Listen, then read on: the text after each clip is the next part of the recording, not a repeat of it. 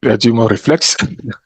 Donc, ça fait quoi 4 semaines qu'on ne s'est pas vu, que j'ai pas fait de live dû à un problème personnel, aussi d'autres occupations qui nous ont empêchés de faire ce live les 4 dernières semaines. Donc, veuillez nous en excuser. Donc, nous allons prochainement prendre nos dispositions afin de pallier à ce manquement, parce qu'il faut que nous entretenons donc cette formation et ce webinaire pour que les uns et les autres puissent en apprendre et pouvoir améliorer leurs connaissances et puis faire profiter donc de toutes les connaissances de pharmaceutique au niveau donc de notre communauté.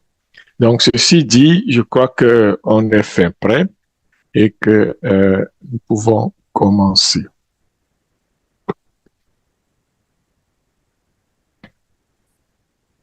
Donc, d'emblée, je dois dire qu'aujourd'hui, nous allons parler donc de contrôle qualité en milieu pharmaceutique. Ça ne sera pas différent de tout ce que nous avons vu depuis le début donc de notre jeudi qualité.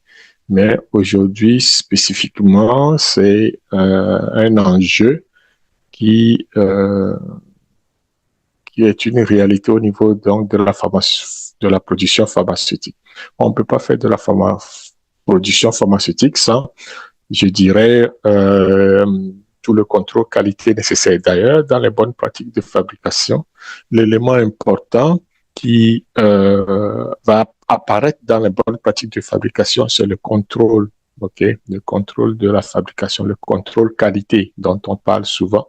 Donc, ce contrôle qualité est très important pour la fabrication pharmaceutique. Pour toute fabrication, d'ailleurs, il y a ce qu'on appelle le contrôle qualité. Alors, c'est quoi le contrôle qualité au niveau des bonnes pratiques de fabrication? C'est ce que nous allons découvrir à travers le live d'aujourd'hui, qui va aller rondement très rapidement. D'emblée, je vais donner les avertissements qui s'imposent. Ce webinaire est une activité de Mivado Global Performance. Qui dit Mivado Global Performance dit une entreprise de consultation, de gestion de projet et d'ingénierie. Nous offrons donc dans la qualification des équipements, la validation des procédés, la validation des systèmes informatisés. Nous avons aussi un service d'audit, de pharmacovigilance, d'amélioration continue, et puis de l'intelligence artificielle. Donc, tout cela fait partie de nos services que nous offrons aux différentes entreprises dans le milieu pharmaceutique. Donc, voilà. Le webinaire d'aujourd'hui s'inscrit donc dans une activité de formation continue de Mivado Global Performance.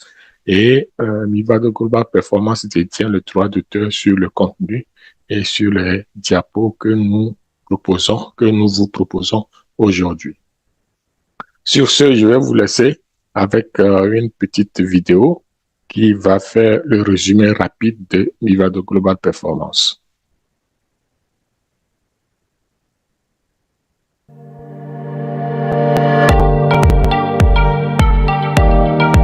Jouissant d'une réputation de qualité et d'une approche dédiée, nous offrons des portfolios de services exceptionnels, des solutions sur mesure et un soutien à la clientèle remarquable pour le marché des sciences de la vie.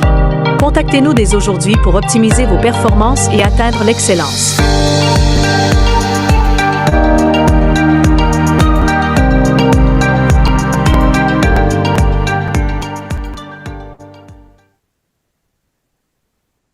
Donc voilà rapidement Mivado Global Performance. Ce qui m'amène à vous parler donc de nos prochaines activités de formation. Vous n'êtes pas sans savoir que nous avons un atelier de formation sur visioconférence le 6 avril 2026 sur Zoom, inscription obligatoire. Nous allons parler justement de comment appliquer les principes de bonnes pratiques de fabrication au niveau donc de la construction de nos usines de fabrication des médicaments. Donc, comment ça se fait, comment on bâtit cette usine-là en appliquant les bonnes pratiques de fabrication. Ça va être encore une fois une formation d'appoint pratico-pratique pour se familiariser avec tous les codes donc de construction, des lignes de fabrication, etc., les matériaux qu'il faut choisir, comment les choisir, quelles sont les analyses qu'il faut faire, etc., etc. Donc, c'est une activité pratico-pratique au niveau donc de l'application des principes de bonne pratique de fabrication dans la construction et la rénovation d'un site de production pharmaceutique.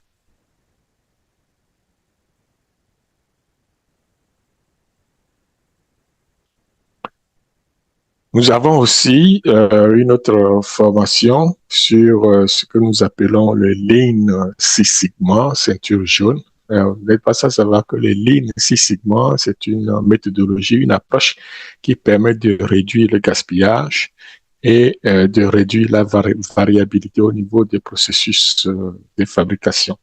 Donc, avant d'appliquer le Lean Six Sigma, il faut avoir en place une ligne de production, alors des procédés de fabrication. Et c'est en ce moment qu'on va les optimiser.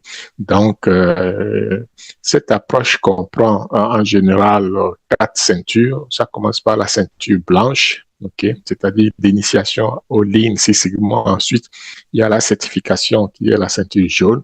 Après, il y a la ceinture verte, il y a la noire, et puis il y a le master noir. Okay.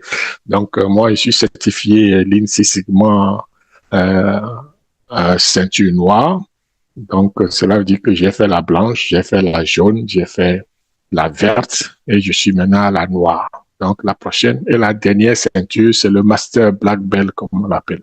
Ça, il faut avoir beaucoup plus d'expérience et gérer beaucoup de projets à hauteur d'une corporation pour l'avoir, pour passer, n'est-ce pas, cette certification-là.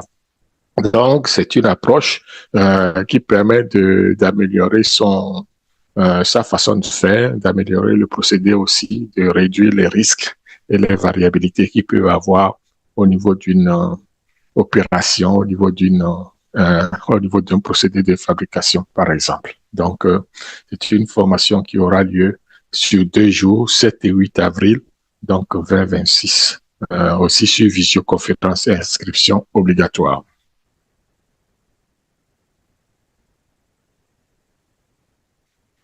La dernière que je vais présenter aujourd'hui, c'est la mise en œuvre donc, de l'assurance logicielle informatique. Ici, c'est ceux qui connaissent la validation des systèmes informatisés doivent être au courant donc au niveau de cette ligne directrice qui a été mise en place par la FDA, donc fédérale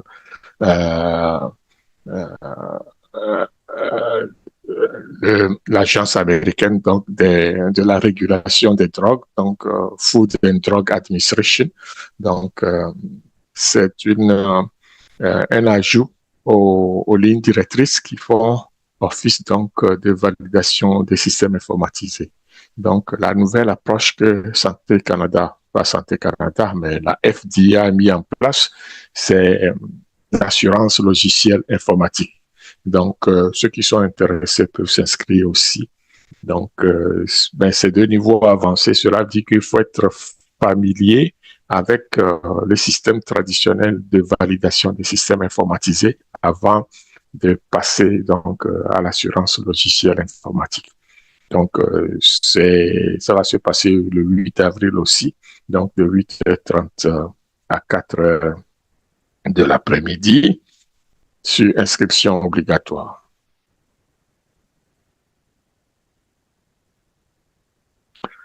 Ce qui nous amène donc au sujet du jour, le BPF, contrôle de la qualité. Pourquoi le contrôle de qualité est très important pour le système de gestion des bonnes pratiques de fabrication. Ici, le but, c'est de garantir la conformité et la sécurité des produits de santé. OK? Donc, c'est ce que nous allons découvrir pendant environ 1 heure, peut-être moins. Ça va dépendre. Donc, ça va être intéressant.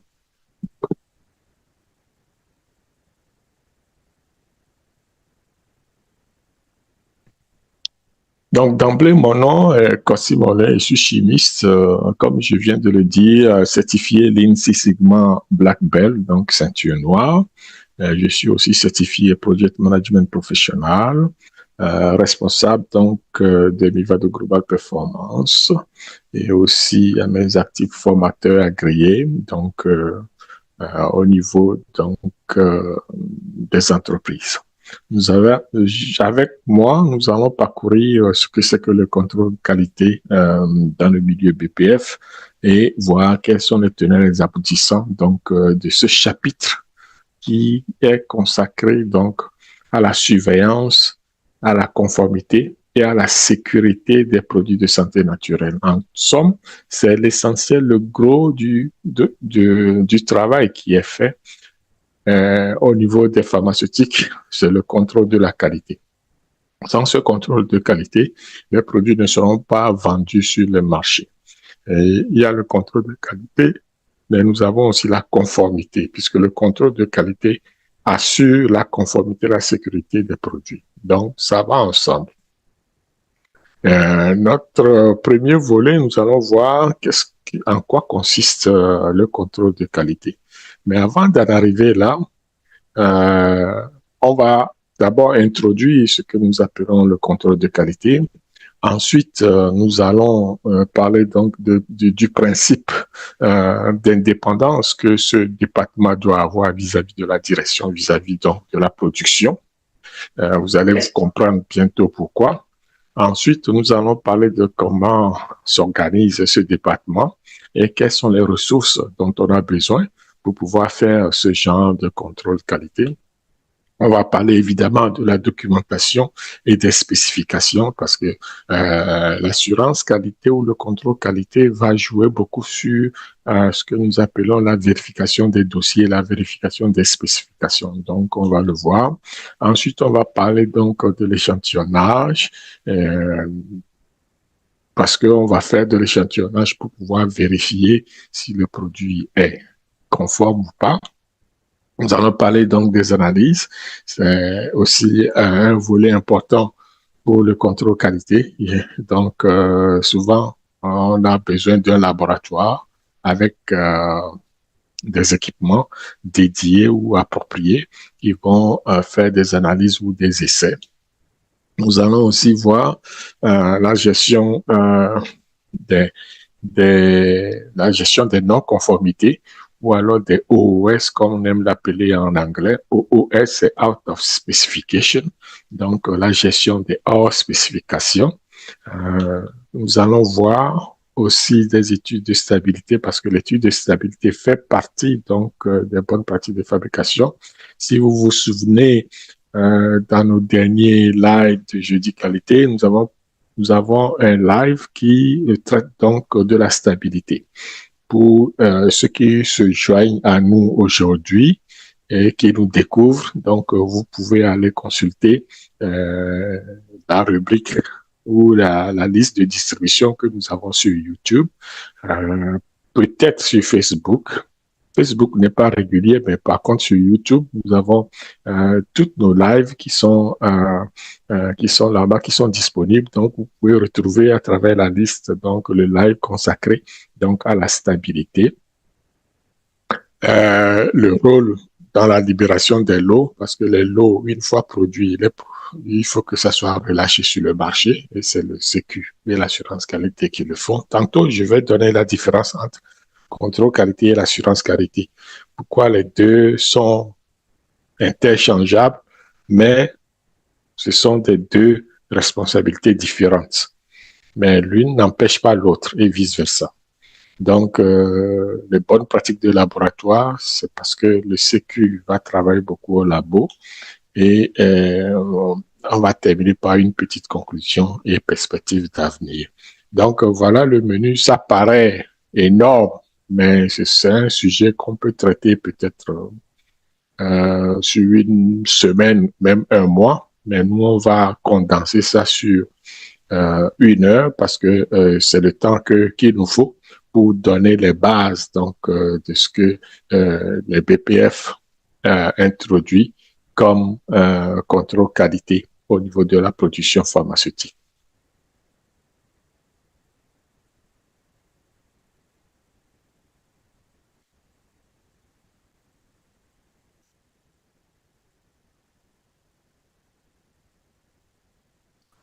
Nous allons introduire maintenant le sujet. Qui dit le contrôle de qualité, on va parler plutôt de ce que les BPF décrivent comme définition. Donc, le contrôle de qualité est une partie intégrante des bonnes pratiques de fabrication. Il ne se limite pas aux activités de laboratoire, mais englobe l'échantillonnage, les spécifications, les analyses, ainsi que l'organisation et la documentation, comme on vient de le voir. Donc, c'est un ensemble de services, d'activités qui sont regroupés sous le terme de contrôle qualité. Donc, il y a l'échantillonnage, il y a les procédures, il y a la stabilité, nommer les spécifications, le contrôle en cours de procédé, etc. Les dossiers bêtes de fabrication ou les dossiers de fabrication, tout cela rentre dans le cadre donc, de ce que nous appelons le contrôle qualité. Et le CQ intervient essentiellement dans toutes les décisions relatives à la qualité du produit.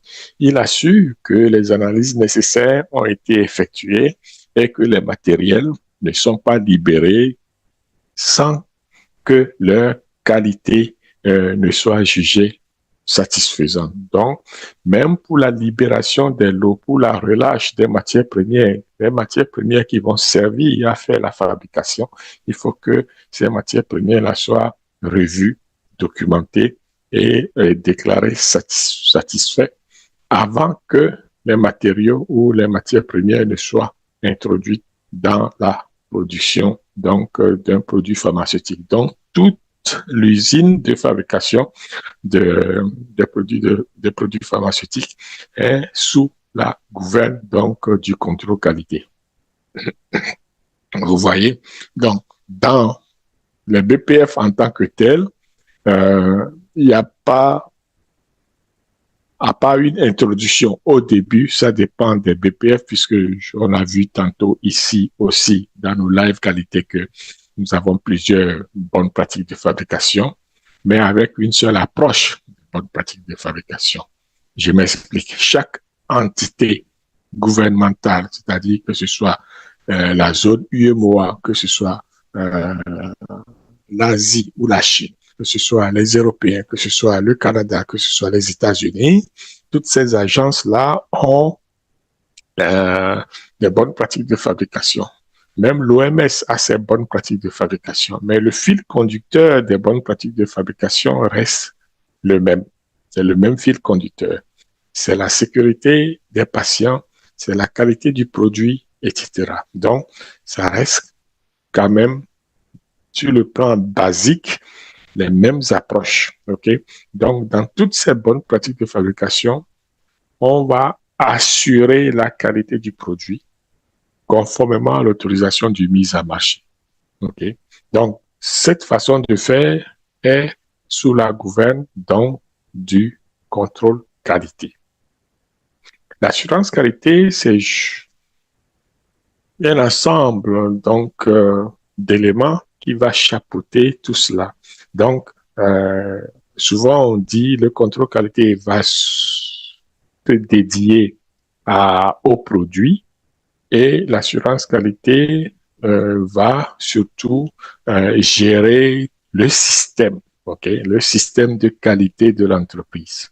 Vous voyez, tout ce qui concerne les procédures, les politiques, la mise en place de ces systèmes-là et aussi assurer la conformité de l'usine, ça va être l'assurance qualité. Et le contrôle qualité va s'occuper donc de ce qu'on appelle le produit, c'est-à-dire la fabrication, la stabilité, les relâches des produits, etc., etc. Donc, voilà en quelque sorte la différence, la grande différence entre l'assurance qualité et le contrôle qualité. Mais soyez sûr que dans les bonnes pratiques de fabrication, il n'y a pas une responsabilité fixe qui est dédiée à l'assurance qualité. Tout revient au contrôle de la fabrication, au contrôle qualité de la production. Évidemment, lorsqu'on parle du principe d'indépendance au niveau de contrôle qualité, on va s'assurer que dans notre unité de production, on est des départements différents. On a un département achat, on a un département ressources humaines, on a un département contrôle qualité, on a un département assurance qualité, on a un département production. Chaque département est unique et identique. Donc, chaque département doit avoir son ou sa responsable, ok, sa personne responsable. Et on ne doit pas jumeler les postes, on ne doit pas cumuler des postes. C'est-à-dire, un responsable de contrôle qualité ne peut pas être en même temps une direction de une responsable de production. Okay? Donc, les deux personnes sont différentes. Okay? Donc, ça, c'est essentiel de considérer cette distinction-là au niveau des postes. Donc, deux postes différents. Production, la personne responsable est différente de la personne responsable du contrôle qualité. Et c'est pour assurer une certaine dépendance que la règle est ainsi. Et évidemment, au niveau des deux postes, l'indépendance va garantir l'impartialité et éviter les conflits d'intérêts. Justement, parce qu'on ne veut pas que la personne s'auto-qualifie ou s'auto-vérifie. Donc, tu ne peux pas t'auto-vérifier. Je ne peux pas faire la chose et me vérifier ensuite en milieu pharmaceutique. Ce n'est pas possible. Donc, c'est pour ça qu'on a des responsabilités différentes. Ce qui m'amène à vous parler donc de l'organisation et puis des ressources humaines. Il faut comprendre que le personnel qualifié possédant une formation initiale, une formation continue requise est responsable donc du contrôle qualité ou de l'assurance qualité. Donc, ce sont des gens qui sont la plupart du temps bien formés, bien expérimentés. On a un effectif suffisant, de nombre de personnes suffisant pour occuper le poste de contrôle qualité aussi, parce qu'il y en a plusieurs, il n'y a pas qu'un seul poste en contrôle qualité, il y en a une panoplie, on va les citer tantôt, et les responsabilités sont claires. Non seulement c'est clair, mais c'est clairement défini dans les fiches de poste. Donc, dans la fiche de description de poste, il faut que les responsabilités soient claires. Dans la zone UEMOA et puis dans le système français, on l'a déjà vu, on l'a déjà dit allons à l'âge ici, que c'est le pharmacien en général, c'est un pharmacien de profession, hein, un pharmacien, un docteur en pharmacie qui est responsable de la libération des lots. Okay, ce qui n'est pas le cas peut-être en Amérique du Nord, ou au Canada ou aux États-Unis, par exemple. Donc, il n'y a pas cette exigence-là au niveau du Canada et des États-Unis, comme quoi c'est un pharmacien de formation qui doit libérer les lots. Ici, au Canada et aux États-Unis, la personne va avoir une formation universitaire, bien sûr, et doit être expérimentée à faire ce genre d'activité. Voilà. Donc, mais dans le système français et dans la zone UEMOA, c'est le pharmacien responsable qui doit relâcher les lots et aussi s'occuper peut-être... cette personne peut être en même temps contrôle qualité, responsable de contrôle qualité ou alors responsable d'assurance qualité, peu importe. L'essentiel, c'est que c'est cette personne, ce pharmacien-là, ou cette personne qui a une formation en pharmacie, qui fasse la relâche des produits dans ce système-là. Donc, voilà grosso modo comment se situer. Et aussi, au niveau donc de contrôle qualité, nous avons plusieurs postes qui peuvent en découler. Nous avons les techniciens qui font des analyses, nous avons des spécialistes en chimie, en biochimie, nommez-les. Nous avons les microbiologistes qui sont là aussi parce que tout ça constitue un contrôle qui doit être fait. Il y a plusieurs analyses qui peuvent être faites sur des produits, microbiologie, analyse physico-chimique, et puis quoi d'autre? Nommez-les, tout ce qui concerne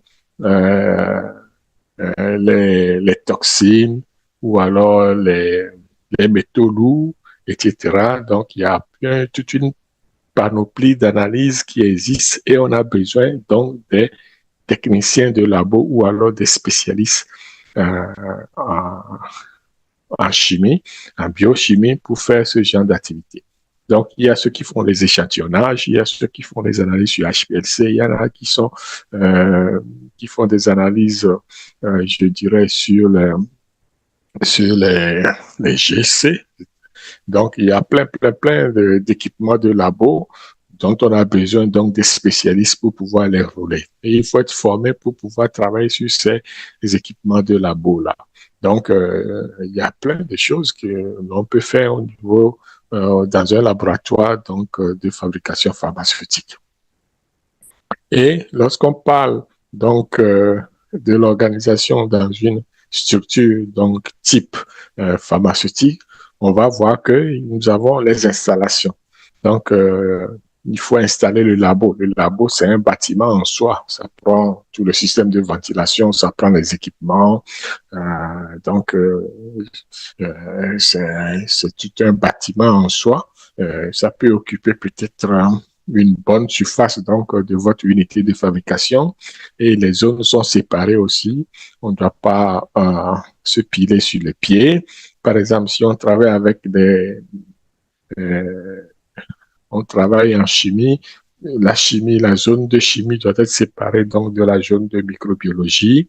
La zone de microbiologie doit être séparée donc de la zone de radioisotope. Si on travaille avec des molécules irradiantes, donc il ne faut pas mettre tout le monde dans le même panier. C'est ça, ça veut dire. Donc il y a une ségrégation au niveau donc des zones d'activité. Donc on va veiller à ce que ça soit délimité avec un système de ventilation adéquat. Donc, on doit maîtriser l'environnement pour éviter les contaminations croisées aussi, parce qu'il ne faut pas contaminer les échantillons dont on veut en faire les analyses non plus. Donc, voilà pourquoi un laboratoire est aussi considéré comme une unité à part entière qui doit être surveillée, monitorée et traitée de la sorte pour pouvoir garantir l'exactitude et puis la conformité et puis la véracité des résultats qui vont en sortir. De l'autre côté, on a aussi les équipements, on en a parlé beaucoup. Donc, puisque nous sommes en bonne pratique de fabrication, la production pharmaceutique, il faut que les équipements soient qualifiés. La qualification des équipements va se dérouler en exécutant une qualification de l'installation, ce qui est IQ. Ensuite, on va faire une qualification de l'opération qui est OQ et on va faire une qualification de la performance qui est PQ. Et l'ensemble constitue la qualification de l'équipement. Vous voyez? Donc, les équipements qui ne peuvent pas être, qui sont des instruments de mesure seront étalonnés ou alors calibrés pour pouvoir générer les données qui sont vraies, justes et acceptables. Donc, on utilise des méthodes analytiques qui sont validées et robustes. Donc, toute la validation comprend aussi la qualification des équipements. Hein. Donc, on va qualifier les équipements et puis on va valider les méthodes. C'est pareil en production pharmaceutique non classique.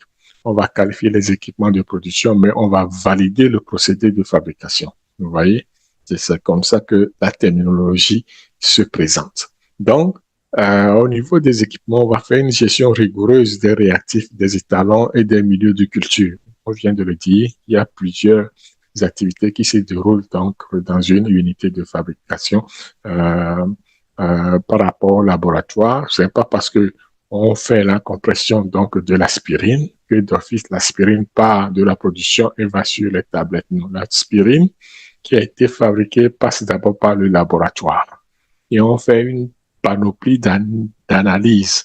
Donc on va tester la dureté, on va comprendre le poids, on va voir si le principe actif est bien représenté, etc., etc. Est-ce qu'il y a des impuretés?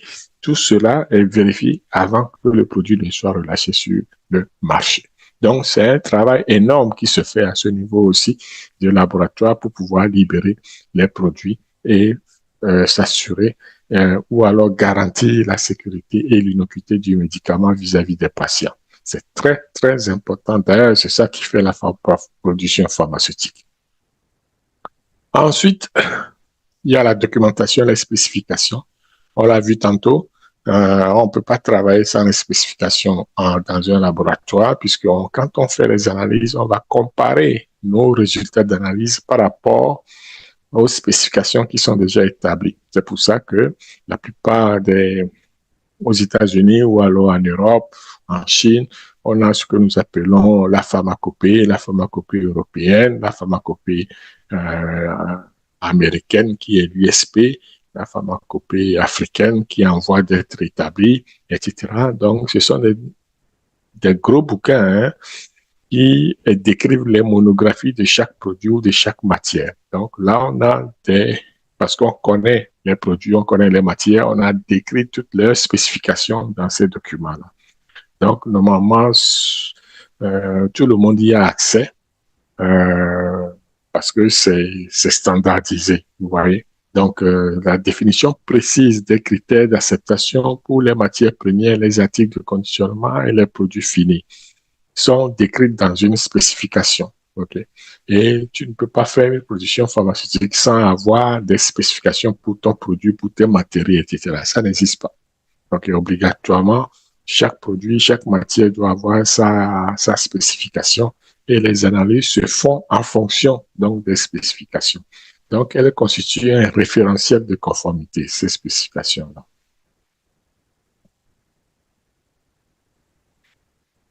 Ensuite, il y a les procédures. Les procédures, c'est ce que nous connaissons habituellement, sur des instructions de travail, donc qui sont écrites, qui sont approuvées et qui vont servir donc de base à l'opération. Donc, que ce soit pour l'échantillonnage, que ce soit pour les méthodes d'analyse, que ce soit pour l'utilisation d'un instrument de mesure, d'un équipement, etc. On a besoin d'une instruction et que on va s'assurer que les gens soient formés sur ces instructions-là. C'est très important. La formation est de mise. Okay? Donc, les procédures vont garantir la reproductibilité et la robustesse donc de votre analyse. Et on ne peut pas passer sous silence la traçabilité. On est en BPF, on est en production pharmaceutique. La traçabilité, comme on l'a vu dans la plupart de nos lives, la traçabilité est très importante. Il faut documenter ce qu'on fait et faire ce qui a été écrit. Et donc, c'est ça qui va garantir la robustesse de vos systèmes qualité. Être, je vais dire, proactif au niveau des enregistrements systématiques donc de chaque opération. La documentation permet aussi de reconstruire l'histoire. On ne cherche pas le coupable, mais on veut savoir ce qui s'est passé pour pouvoir y apporter des solutions assez rapidement et des solutions faciles aussi et adaptées donc à la situation. C'est très important de documenter ce qu'on fait et de faire ce qu'on a à documenter. L'autre volet, c'est la représentativité. L'échantillonnage, lorsqu'on fait un échantillonnage dans une usine pharmaceutique, on s'assure d'être représentatif. Okay? Donc, ça veut dire quoi? Ça veut dire que l'échantillon qui a été prélevé doit être statistiquement représentatif de l'ensemble du lot. Donc, on définit un plan d'échantillonnage qui doit être scientifiquement justifié et documenté. Nous avons des outils en production pharmaceutique pour faire ce genre d'exercice, pour définir des plans statistiques. Il y a toute des règles directrices aussi qui sont établies par des organisations qui nous permettent de faire ce genre d'exercice, de faire des plans d'échantillonnage qui sont scientifiquement élaborés, représentatifs du lot dont on fait l'analyse. Donc, par exemple, si on prend une population de 100 personnes et qu'on veut échantillonner les 100 personnes, on ne peut pas prendre toute la population, 100 personnes, pour faire le test. On dit, bon, OK, on va faire quoi? On va prendre une partie de cet échantillon, enfin, une partie de la population qui représente un échantillon donc, de la population. C'est pour ça que lorsqu'on fait un sondage, c'est toujours par rapport à un échantillon. Okay? On ne fait pas le sondage sur toute la population, à moins qu'on fasse un recensement. Si ce n'est pas un recensement, c'est un sondage. Un sondage, c'est on prend une partie de la population qu'on va sonder et avoir le pouls donc, de la situation. C'est ça. Donc, en chimie, en biochimie et puis en production pharmaceutique, on va faire la même chose. On a peut-être 1 million de formats ou 1 million ou 2 millions d'aspirine, de comprimés d'aspirine, on ne va pas tester chaque comprimé d'aspirine. Non, on va prendre un échantillon de 2 millions de comprimés d'aspirine, puis on va les tester pour voir si c'est correct. Si c'est correct, tout le lot est correct. Si c'est pas correct, tout le lot est rejeté. Donc, c'est comme ça marche. Okay? Donc, c'est aussi simple que ça. Donc, l'échantillonnage, le sampling, c'est le lot. C'est une activité essentielle donc du contrôle qualité dont on ne doit pas perdre de vue et ça permet de déterminer si nous sommes en contrôle ou pas. Donc, grâce à des analyses qui sont effectuées. Les conditions de travail, les conditions environnementales, etc., sont essentielles aussi. Donc, le prélèvement, lorsqu'on fait des prélèvements, on s'assure qu'on est dans une zone contrôlée selon les procédures. Donc, chaque produit, chaque entreprise a ou chaque système de production, je dirais, où les produits qui sont fabriqués vont dicter les conditions nécessaires de température et d'humidité qui doivent régner donc dans votre usine de fabrication pour éviter toute contamination croisée ou dégradation de l'échantillon. Parce qu'on ne veut pas nuire à la production des médicaments, on ne veut pas mettre à la poubelle tous nos efforts. Donc, on va s'assurer de respecter les conditions. Et chaque produit, si vous regardez sur l'emballage de chaque produit pharmaceutique, on inscrit toujours les températures d'entreposage et les températures et humidité d'entreposage et température et humidité pour le transport aussi. Parce que, veut pas, les produits sont véhiculés afin de doivent acheminer d'un point A pour aller au point B, on doit s'assurer que le produit reste conforme à sa spécification d'un point A à un point B aussi. Donc, on ne peut pas déroger là-dessus. Alors, c'est pour ça que les conditions environnementales de température, de pression et d'humidité sont très importantes au niveau donc de la conformité et de la qualité des produits pharmaceutiques. L'échantillonnage, on sait que c'est un aspect, on l'a vu tantôt au niveau du sampling, l'échantillotech, c'est la façon de conserver, n'est-ce pas, les échantillons qui ont été prélevés. Donc, on a un endroit où on entrepose ces échantillons. De chaque lot, évidemment, c'est identifié, la date de fabrication et la date de la dernière utilisation, si ce sont des matières premières, etc., etc. Donc, les matières premières critiques qui sont soumises à des analyses sont aussi conservées donc pour des vérifications futures. Donc, c'est très essentiel d'avoir aussi une zone où on stocke tout ce qui concerne les échantillons ou les rétentions au niveau de la production. La matière première. Sans la matière première, vous savez qu'il n'y aura pas de production pharmaceutique. Hein. Donc, la toute première chose dont on nous dit souvent, c'est que ça prend une bonne matière première pour faire un bon produit pharmaceutique. Ce n'est pas toujours le cas. On peut avoir de bonnes matières premières et rater sa production pharmaceutique aussi. Donc, il y a aussi le procédé de fabrication qui est très essentiel. Donc, en somme, au niveau de la fabrication des médicaments, tous les facteurs sont essentiels. On doit veiller à ce que chaque étape soit bien exécutée, bien encadrée, qu'on respecte les spécifications, les consignes, les conditions, etc. pour pouvoir délivrer un bon produit à l'effet. Donc, les matières premières en est un maillon donc, de la chaîne. On va voir que on va faire une vérification de l'identité de chaque contenant. Parce que c'est pas parce que l'emballage est identifié sucre que nécessairement il y a un sucre dans le pot. Vous voyez, des fois on peut se tromper. Donc on s'assure que si c'est du sucre sur l'emballage, c'est du sucre aussi dans l'emballage. Ok? Donc ça c'est l'identification qui sera faite. On s'assure que la pureté et la teneur soient appropriées. Donc selon la spécification du produit, on va aller vérifier la pureté et la teneur. On fait des analyses pour confirmer que c'est vraiment ça. Ensuite, il y a tout le contrôle des articles de conditionnement qui sont faits parce que tous les produits ne sont pas emballés de la même façon selon la spécification ou alors selon la pharmacopée, voilà. Il y a certains produits qui sont emballés sous des formes assez différentes, je vais dire ça comme ça.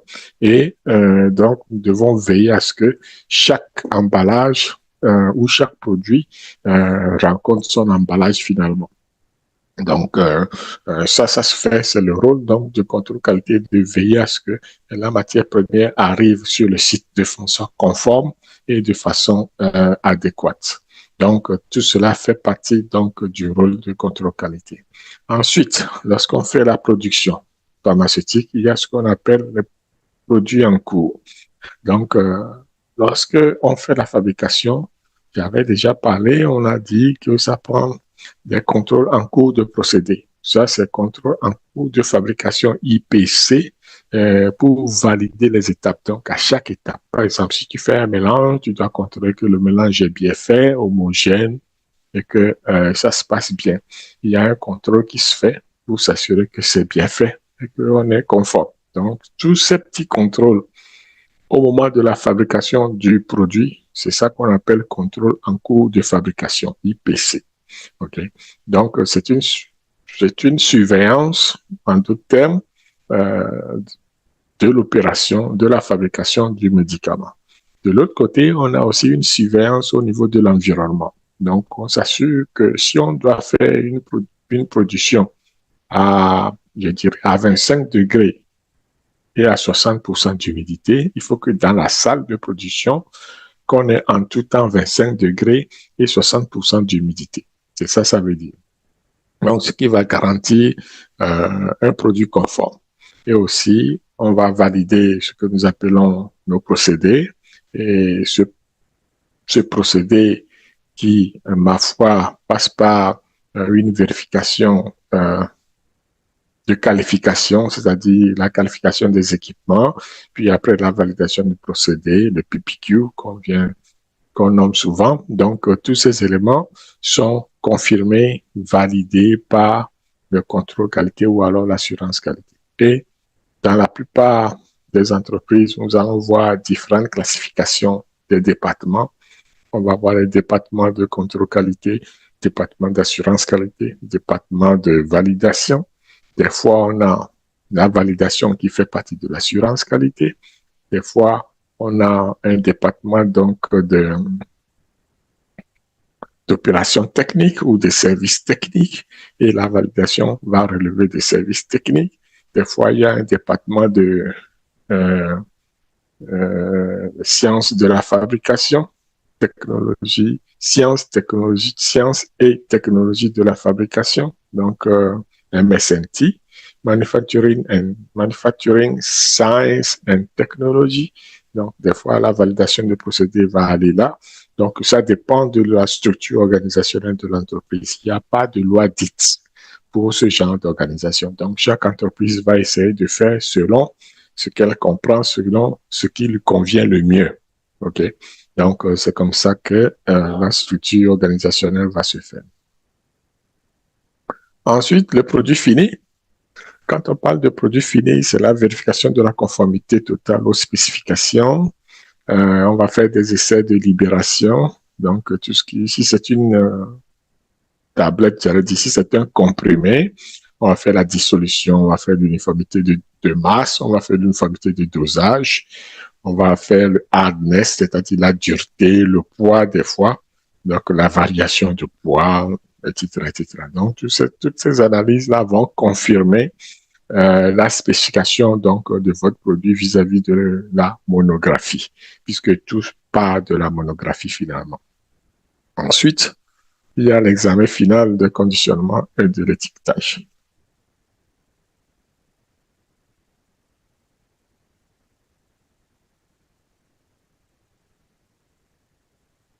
Donc, l'examen final du conditionnement et de l'étiquetage, ça, c'est au conditionnement du produit. Quand on dit conditionnement, c'est le packaging et puis les étiquettes et conso, etc. Donc, là aussi, on a un dossier de fabrication pour le packaging, donc dossier de conditionnement, habituellement on l'appelle, et ça va servir de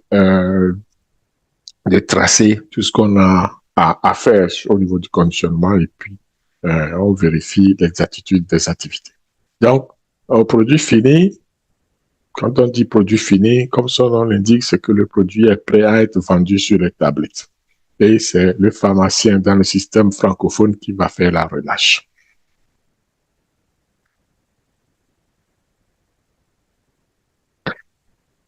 Ce qui nous amène à parler donc des hors spécifications. Donc, lorsqu'on fait tous ces genres de fabrication et de procédés, le contrôle qualité va veiller à chaque étape que tout soit correct, mais il se peut que le contrôle qualité découvre des incidents, des événements qualité qui sont d'ordre de non-conformité, qui peuvent être des non-conformités ou alors des déviations, etc. Donc, quand il s'agit des non-conformités ou des hors spécifications, puisque la monographie dit, par exemple, il faut que le poids se situe entre 0,5 et 1,5. Donc, quand vous n'êtes pas dans cette limite de poids, vous êtes hors limite, donc hors spécification. Donc, un résultat hors spécification est un résultat d'analyse qui ne répond pas aux critères d'acceptation établis dans les dossiers d'autorisation de mise en marché ou les spécifications internes, tout simplement. Et là, on va démarrer donc, selon notre procédure, le processus d'investigation. Il faut aller questionner c'est quoi la cause exacte de cette non-conformité. Ensuite, on va chercher les actions correctives et préventives. Okay? Donc, mais au laboratoire, on a toute une procédure qui va avec. On est en phase 1 donc, de l'investigation où on va questionner tout ce qui concerne la vérification immédiate des données brutes et de l'exécution. Qu'est-ce que les gens ont fait? Qu'est-ce qu'ils ont obtenu comme résultat? Est-ce qu'il y a eu des erreurs de calcul ou de dilution? On va vérifier s'il y a eu un dysfonctionnement au niveau de l'instrument. Est-ce qu'il y a eu une erreur quelconque au niveau de l'analyse ou de l'analyste? Vous voyez, ça, c'est des vérifications rapides qui sont faites au niveau de la phase 1 de ce processus de gestion d'investigation en laboratoire. Ensuite, on va aller questionner la phase 2. Si on ne trouve rien de concret au niveau de la phase 1, si on n'arrive pas à détecter le problème au niveau de la phase 1, on passe à la phase 2. C'est-à-dire si aucune erreur labo n'est identifiée. Vous voyez? Donc, on va examiner le dossier de fabrication, on va évaluer les déviations au procédé, on va évaluer l'analyse complémentaire, on va faire une analyse complémentaire pour s'assurer que c'est pas une erreur d'analyse, etc., etc. OK. Puis après, on va prendre une décision. Donc, la décision peut être, la non-conformité est confirmée, donc on rejette le lot. Ou alors, on dit que c'est pas confirmé et on a une piste de solution. On dit, voilà la cause. Donc, on corrige la cause et puis on relâche le produit. Donc, grosso modo, c'est comme ça que ça va se passer. Et selon chaque entreprise, il va y avoir une procédure en place. Et le but, c'est de suivre la procédure. OK? Toujours suivre la procédure. Donc, c'est le mot d'ordre ici. Donc, la décision de rejet ou de libérer doit être scientifiquement justifiée de toute façon grâce à des données documentées intégralement approuvées par la qualité. Vous voyez. Donc, c'est essentiel de passer par toutes ces étapes avant de dire que le produit est bon pour le marché ou le produit doit être rejeté. Donc, aucune libération n'est possible tant aussi longtemps que l'investigation n'est pas clôturé. Donc, si le produit est en à le vendre aussi longtemps que vous n'avez pas encore complété votre investigation et tiré une conclusion finale. C'est ça, ça veut dire. Ce qui nous amène à parler donc des études de stabilité, qui fait partie aussi des prérogatives, n'est-ce pas, donc du contrôle qualité. Donc, tous ces éléments-là sont de la responsabilité du contrôle qualité et ça vous dit pourquoi le contrôle qualité dans une usine de fabrication est un rôle prépondérant et de surveillance et de contrôle et qui assure que le produit qui est mis sur le marché rencontre en tout point les spécifications telles que décrites dans l'autorisation de mise en marché. L'objectif des études de stabilité, vous pouvez aller revoir le webinaire de jeudi qualité qui a été produit pour avoir plus d'explications et plus de contenu. Les études de stabilité permettent de déterminer la période de validité, donc la date de péremption et les conditions de conservation optimale pour garantir que le produit reste conforme durant toute sa vie commerciale.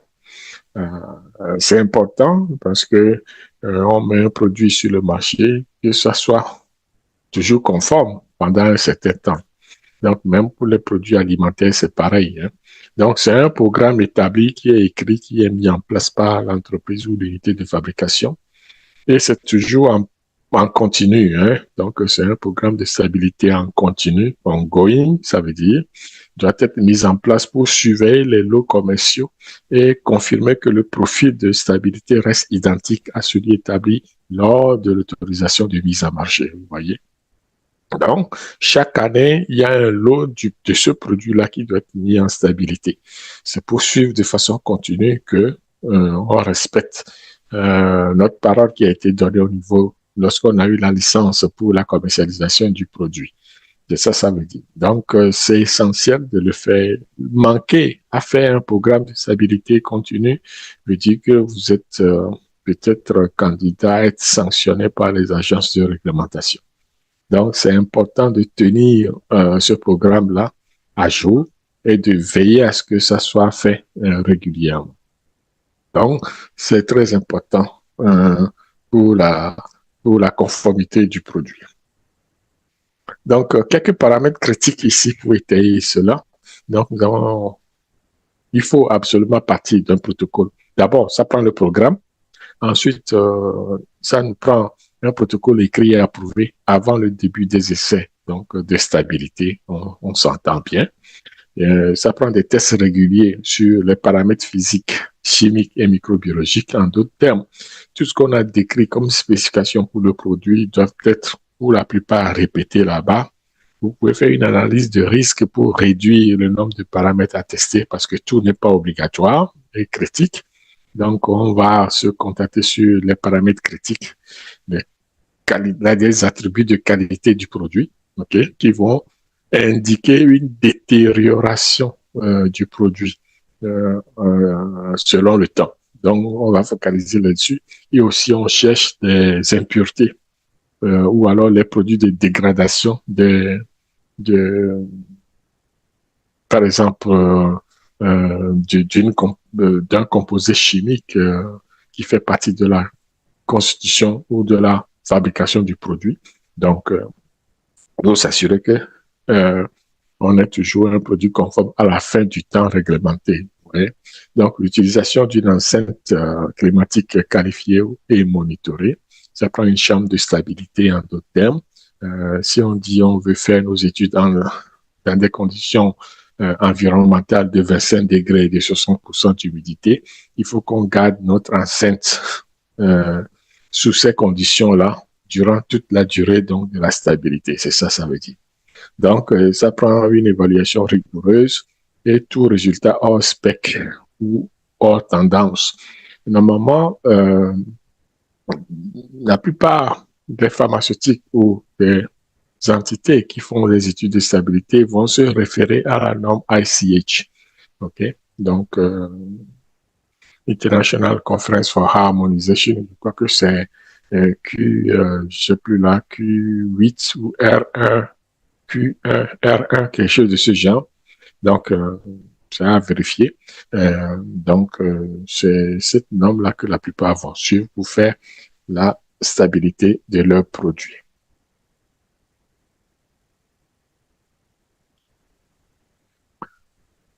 Alors, ce qui nous amène à parler donc le rôle de Sécu dans la libération des lots. Évidemment, dans la zone UMOA, on a vu que c'est le pharmacien responsable qui s'occupe de ça. Mais ailleurs, c'est une autre considération parce qu'ils sont très avancés dans les bonnes pratiques de fabrication. Avant de libérer le lot pour la commercialisation ou pour la vente, ça prend une évaluation finale donc de l'ensemble des dossiers. C'est ça qu'on appelle examen des dossiers. Donc, le Sécu va éplucher d'abord, on va récupérer tous les dossiers, va faire l'inventaire des dossiers de l'eau. Ensuite, ce dossier sera examiné. OK, on examine point par point, ligne par ligne, détail par détail, tout ce qui a été fait, les éléments pertinents, y compris les conditions de production, les résultats des contrôles, d'analyse en cours de fabrication et la conformité aux spécifications du produit, etc., etc. Donc, une fois que tout cela est complété, on pourra émettre un certificat de fabrication ou un certificat de conformité pour dire que le lot a été fabriqué selon les normes établies et selon sa spécification. Donc, aucun lot n'est distribué sans une certification attestant que le lot a été fabriqué et contrôlé conformément aux exigences de l'autorisation de mise en marché et des BPF. Vous voyez? Donc, c'est très important d'avoir fait cette vérification avant d'émettre le certificat. Donc, on ne veut pas avoir des surprises à la fin. Donc, c'est très essentiel. Donc, la décision de libération, c'est un avis technique donc du responsable de CQ1 pour nous. Et pour la zone UEMOA, c'est du pharmacien responsable. Donc, on va vérifier la vérification par la personne qualifiée. Donc, dans la zone Union européenne, ça prend la personne qualifiée aussi. C'est un gars, enfin, c'est une personne, je dirais, donc de contrôle qualité qui est spécialisé, spécifique pour faire ce genre d'analyse. Ça peut être le pharmacien responsable ou quelqu'un d'autre qui a été qualifié. Donc, ça prend une conformité stricte au dossier d'autorisation de mise en marché. Donc, tout ce qu'on a fait doit rencontrer les autorisations de mise en marché, ça veut dire. Et évidemment, la traçabilité doit être complète et assurée. Donc, lorsqu'on a ces éléments regroupés, on peut libérer le lot pour le marché, pour les consommateurs.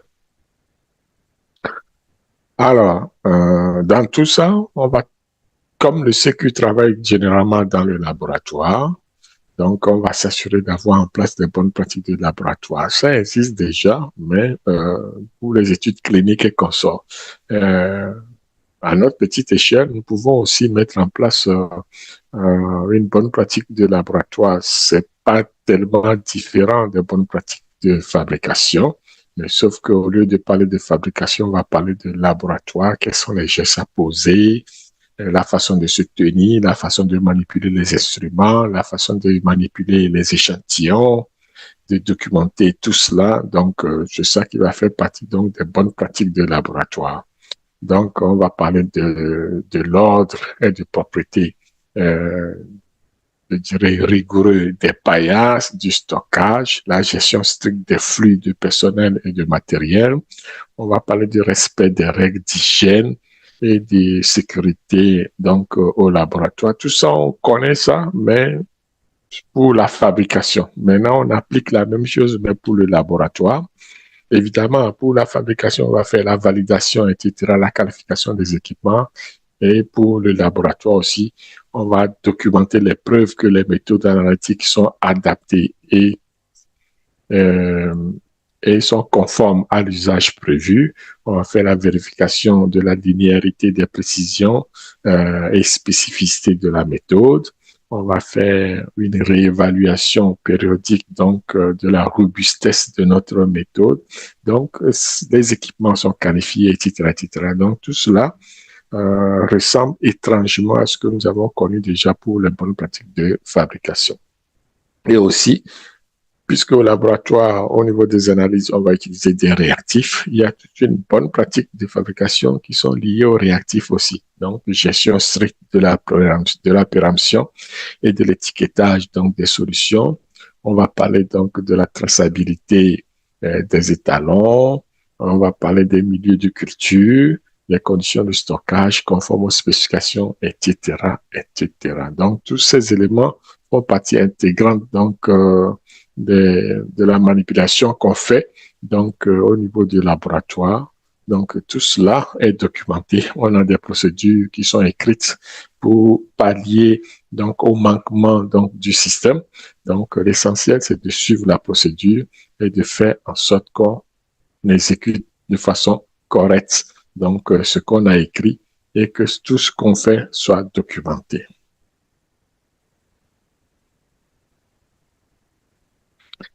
Ce qui nous amène donc à la conclusion pour le live d'aujourd'hui, le 26 mars 2026.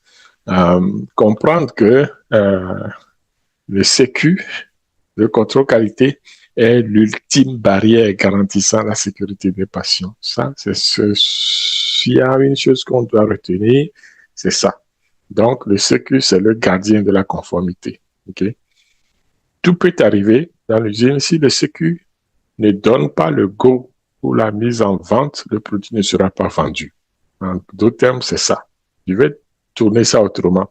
C'est le CQ qui libère le lot pour que le lot soit vendu sur le marché. C'est le CQ qui va donner la licence, la permission, l'autorisation nécessaire pour que le lot soit vendu. Oui, le pharmacien responsable libère le lot, mais le pharmacien responsable, les activités du pharmacien responsable font partie du contrôle de la fabrication, okay? Ou le contrôle qualité qui est décrit dans les bonnes pratiques de fabrication.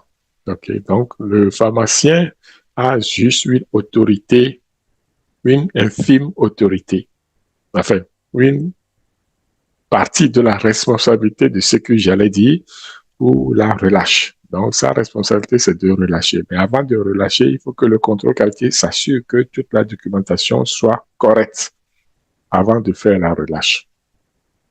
Un deuxième point à retenir, c'est la culture qualité. La conformité n'est pas l'affaire d'un seul département, mais une responsabilité collective à partager. Donc, chaque personne qui travaille dans une unité de production est responsable de la qualité. Le CQ ou le contrôle qualité veille à ce que tout soit conforme et que le lot soit libéré de façon conforme et sécuritaire, tout simplement. Mais la qualité, on l'a vu, la qualité par la conception dans un de nos lives, on a parlé de la qualité par la conception où c'est chaque étape, on assure la qualité à chaque étape du procédé jusqu'à la fin parce que la qualité ne peut pas se tester ou se vérifier juste à la fin de la fabrication de votre produit. Il est trop tard. Donc, la qualité, c'est l'affaire de tous. Donc, c'est essentiel d'avoir une certaine culture qualité dans nos unités de production. Et le troisième point, c'est l'amélioration continue. On ne cesse jamais d'apprendre. Donc, essayez d'apprendre tous les jours, au moins 1% de connaissances tous les jours à acquérir et essayez d'améliorer vos façons de faire, vos principes, vos façons de réfléchir, tout. OK? Dans tout ce que vous faites, vous devez être capable de faire des améliorations continues. Il ne faut pas rester statique, c'est ça qu'on veut dire. Donc, les données analytiques sont un levier majeur pour optimiser les processus et prévenir les risques. Donc, à bon entendeur, salut. Donc, voilà ce que je voulais partager avec vous aujourd'hui par rapport à l'analyse, par rapport au contrôle qualité, j'allais dire. Donc, c'est un élément essentiel que nous devons prendre en considération et ne pas croire que le contrôle qualité n'est pas important. Le contrôle qualité est très important dans une usine de fabrication. D'ailleurs, sans le contrôle qualité, aucun produit ne sera mis sur le marché. Donc, c'est essentiel de veiller à ce que le contrôle qualité soit un département digne de ce nom et qui fait état donc d'un travail remarquable pour pouvoir libérer les lots selon l'autorisation de mise en marché. Donc voilà. Sur ce, je vous dis merci et puis on se dit à la prochaine.